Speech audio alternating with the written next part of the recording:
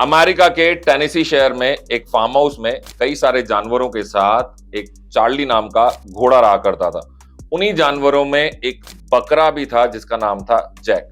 1995 के दौरान घोड़ा चार्ली जब तकरीबन 40 साल का हो गया तो उसकी आई साइट जो थी, जो देखने की क्षमता थी, वो इतनी कमजोर पड़ने लगी कि उसे एक आंख से तो तकरीबन दिखाई देना बंद हो गया। और ऐसी स्थिति में जैक नाम का वो बकरा जो सालों से इस घोड़े के साथ बड़ा हुआ था, उसने एक सच्चे दोस्त की भूमिका निभाई। वो बन गया उस घोड़े की उस तरफ वाली आंख। मतलब जब भी कभी ये घूमने के लिए कहीं जाते या जंगल में जाते तो ये बराबर उसके साथ उस तरफ चलता और इसकी कदमों की आहट से घोड़ा भी सही डायरेक्शन में मूव करता। लेकिन अगले कुछ समय में घोड़े की दूसरी आंख भी पूरी तरीके से खराब हो गई और तब जैक अपने दोस्त चार्ली की दोनों आंखें बन गया।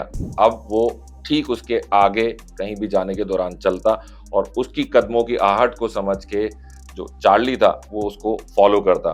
और इसी गाइडेंस की वजह से, इस दोस्ती की वजह से, अपने दोस्त को मुसीबत में अकेला न छोड़ने की वजह से जो चार्ली था वो अगले 16 साल तक जिंदा रहा। मतलब 16 साल बिना आंखों के, बिना देखने की क्षमता के बावजूद सिर्फ एक दोस्त की मदद के चलते उसने अपने जीवन में जो रोजमर्रा के काम थे वो बड़े आसानी से किए।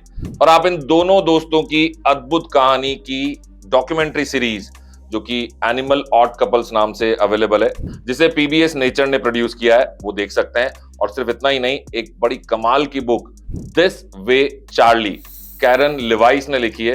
आप चाहें तो बुक में भी इनकी दोस्ती के बारे में पढ़ सकते हैं। तो याद रखिएगा, ये जो दोस्ती शब्द है, ये जो साथ देने का जज्बा है, ये सिर्फ इंसानों तक सीमित नहीं है। शायद जानवर हमसे इसमें कहीं आगे हैं।